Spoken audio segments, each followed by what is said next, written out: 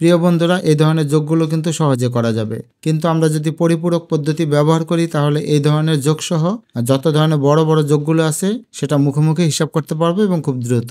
আমরা যদি স্বাভাবিকভাবে এটা যোগ করি তাহলে কিন্তু এভাবে করতাম: 5 আর 7 12, 12 আর 2 14, 14 আর 3 17, 17 5 22, 22 আর 8 30।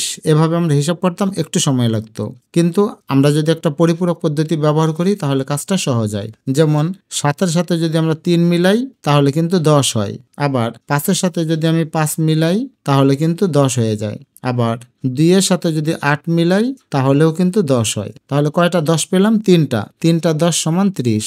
এই পদ্ধতিকে বলা হয় পরিপূরক, অর্থাৎ যে কোনো দুইটা সংখ্যা বের করতে হবে, যে দুইটা সংখ্যা যোগ করলে 10, 20, 30 এই ধরনের সংখ্যা হবে।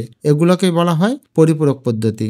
বড় বড় অঙ্কের ক্ষেত্রে বা স্কুলের অঙ্কগুলোতে যদি এই নিয়ম ব্যবহার করা হয় তাহলে কিন্তু সহজেই যোগফলগুলো বের করা যায়।